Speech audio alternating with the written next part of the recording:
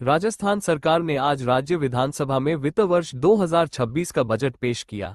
उपमुख्यमंत्री एवं वित्त मंत्री दिया कुमारी ने ये बजट सदन में प्रस्तुत किया, जो भजनलाल शर्मा सरकार का तीसरा पूर्ण बजट है और दिया कुमारी का लगातार तीसरा बजट भाषण।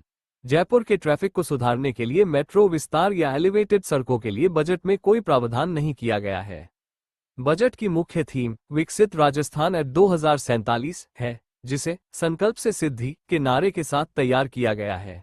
ये बजट युवाओं, महिलाओं, किसानों, स्वास्थ्य, शिक्षा, इंफ्रास्ट्रक्चर, पर्यावरण और डिजिटल परिवर्तन पर केंद्रित है। सरकार का लक्ष्य राज्य की अर्थव्यवस्था को मजबूत बनाना, रोजगार बढ़ाना और आम जनता की जीवन स्तर सुधारना है। सरकार ने कहा है कि यह बजट लोगों की जरूरतों पर आधारित है और राज्य की प्रगति को नई गति देगा। बजट पेश करते हुए सदन में शायराना लहजे में उप मुख्यमंत्री दिया कुमारी ने कहा, कश्ती चलाने वालों ने जब हार के दी पतवार हमें, लहर लहर तूफान मिले और संग संग मझधार हमें, फिर भी दिखाया है हमने और फिर भी दिखा देंगे सबको कि इन हालातों में भी आता है दरिया करना पार हमें। युवाओं के लिए रोजगार और शिक्षा। बजट में 1 लाख नई भर्तियों की घोषणा की गई है। प्रतियोगी परीक्षाओं की तैयारी करने वाले युवाओं के लिए जिला मुख्यालयों पर आधुनिक लाइब्रेरी और कोचिंग सहायता केंद्र स्थापित किए जाएंगे। 50 नए राजकीय महाविद्यालय और 10 तकनीकी संस्थान खोलने का ऐलान हुआ है। सोशल मीडिया पर युवा इन रोजगार संबंधी घोषणाओं को लेकर काफी उत्साहित नजर आ रहे हैं। सरकार ने अपने तीसरे बजट में चिकित्सा एवं स्वास्थ्य सेवाओं के लिए घोषणाओं का पिटारा खोल दिया है। साल 2047 तक समृद्ध और स्वस्थ राजस्थान का नारा देते हुए अपने बजट भाषण में वित्त मंत्री दिया कुमारी ने कई अहम घोषणाएं की है, जिनमें प्रदेशवासियों को गुणवत्तायुक्त स्वास्थ्य सेवाएं मुहैया करवाने का विजन पेश किया गया है। बच्चों के लिए जयपुर के जेके लोन अस्पताल में 500 बेड का आईपीडी टावर तैयार करने पर करीब 75 करोड़ रुपए खर्च होंगे। वहीं RUHS जयपुर में 200 बेड पीडियाट्रिक आईपीडी और अत्याधुनिक नियोनेटल आईसीयू बनाने की घोषणा भी की गई है। जीवनशैली में बदलाव के कारण बढ़ते मानसिक अवसाद और आत्महत्या जैसी घटनाओं को रोकने के लिए राज ममता योजना शुरू करने की घोषणा भी की है, जिसके तहत जयपुर के SMS मेडिकल कॉलेज में mental health centre of excellence खोला जाएगा। दिया कुमारी ने अपने बजट भाषण में राज सुरक्षा योजना शुरू करने की घोषणा की, जिसके तहत सड़क हादसों में घायल मरीजों, प्रसूताओं और हार्ट अटैक के मरीजों के लिए निकटतम अस्पताल की जानकारी क्रिटिकल केयर कमांड सेंटर के जरिए मुहैया करवाई जाएगी। स्थानीय डॉक्टरों को विशेषज्ञ डॉक्टरों से लाइव कंसल्टेशन की सुविधा भी मिल सकेगी। इसके साथ ही सामुदायिक स्वास्थ्य केंद्र CHC पर ECG और टेली ECG की सुविधा मुहैया करवाई जाएगी। ड्राइविंग लाइसेंस पर CPR का अनिवार्य प्रशिक्षण देने और कार्डियक सर्टिफिकेशन कोर्स का प्रशिक्षण भी शुरू किया जाएगा। हार्ट अटैक के मामलों में निकटवर्ती अस्पताल में समुचित उपचार मुहैया करवाया जाएगा। वित्त मंत्री के रूप में उप मुख्यमंत्री दिया कुमारी ने बजट भाषण पढ़ा। इसमें प्रदेश की कानून व्यवस्था, अपराध नियंत्रण, महिलाओं और बच्चों की सुरक्षा के साथ ही साइबर क्राइम पर लगाम लगाने की भी मंशा दिखाई गई है। वित्त मंत्री दिया कुमारी ने अपने बजट भाषण में कहा कि लगातार बढ़ रही डिजिटल अरेस्ट और साइबर क्राइम की वारदातों पर लगाम लगाने के लिए Indian cyber crime coordination centre ICRC की तर्ज पर Rajasthan cyber crime coordination centre RCRC की स्थापना की जाएगी। उन्होंने पेपर लीक की घटनाओं पर रोकथाम के लिए नेशनल टेस्टिंग एजेंसी की तर्ज पर राजस्थान टेस्टिंग एजेंसी के गठन की भी घोषणा की। वहीं प्राकृतिक व अन्य आपदाओं में राहत एवं बचाव कार्य के लिए SDRF को मजबूत किया जाएगा और उपकरणों की खरीद पर 60 करोड़ रुपए खर्च किए जाएंगे। उन्होंने कहा कि सड़क हादसों में कमी लाना सरकार की प्राथमिकता है। साल 2047 तक सड़क हादसों में 90% कमी लाने का लक्ष्य है। इसके लिए इंटेलिजेंट ट्रैफिक मैनेजमेंट के लिए 100 करोड़ की लागत से कैमरे लगाए जाएंगे। ब्लैक स्पॉट पर होंगे सुधार के काम किए जाएंगे। उन्होंने कहा कि राष्ट्रीय राजमार्ग और शहरों में इंटेलिजेंट ट्रैफिक मैनेजमेंट सिस्टम बनेगा। दिया कुमारी ने कहा कि राजस्थान में पेपर लीक पर लगाम लगी है, जिससे युवाओं में नई आशा का संचार हुआ है। इसी दिशा में कदम बढ़ाते हुए नेशनल टेस्टिंग एजेंसी की तर्ज पर राजस्थान टेस्टिंग एजेंसी की स्थापना की जाएगी। उन्होंने कहा, ऑनलाइन टेस्टिंग सुविधायुक्त टेस्ट सेंटर का निर्माण किया जाएगा, जिससे सप्ताह में हर दिन परीक्षा दी जा सकेगी। उन्होंने कहा कि नशा मुक्त राजस्थान के लिए अभियान चलाया जाएगा। जिला अस्पताल में अलग से नशा मुक्ति यूनिट बनेगी। बजट में कई क्षेत्रों के लिए बड़े प्रावधान किए गए हैं, जिनमें से अधिकांश घोषणाएं तत्काल राहत और लंबे समय के विकास पर फोकस करती हैं। बजट को विभिन्न स्तंभों में विभाजित किया गया है, जैसे इंफ्रास्ट्रक्चर विकास, औद्योगिक निवेश, मानव सशक्तिकरण, सामाजिक सुरक्षा, पर्यटन एवं सांस्कृतिक धरोहर, सुशासन एवं डिजिटल ट्रांसफॉर्मेशन, कृषि विकास तथा हरित विकास। नशा मुक्ति की मुहिम के लिए anti narcotics task force ANTF अन्य विभागों से समन्वय कर कार्रवाई करेगी। मुखबिर तंत्र का विकास किया जाएगा। मनोरोग की दवाओं की बिक्री की मॉनिटरिंग की जाएगी। वित्त मंत्री ने कहा, भ्रष्टाचार के प्रति सरकार की जीरो टॉलरेंस की नीति है। भ्रष्टाचार निरोधक ब्यूरो द्वारा ट्रैप की कार्रवाई को सफल बनाने के लिए रिवॉल्विंग फंड को 4 करोड़ से बढ़कर 7 करोड़ रुपए करने की घोषणा भी की।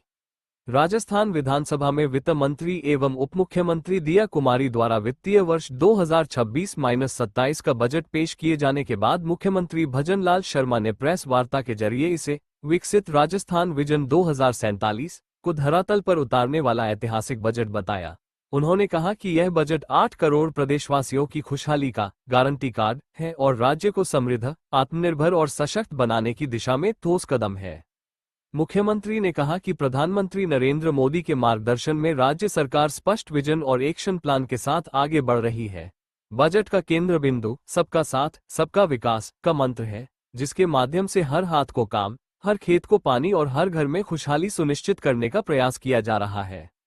कांग्रेस के आरोपों पर सीएम भजनलाल ने कहा कि जिस पार्टी ने देश में सबसे ज्यादा लंबे समय शासन किया और देश का विकास में कुछ नहीं किया, उन्हें कुछ बोलने का हक नहीं है।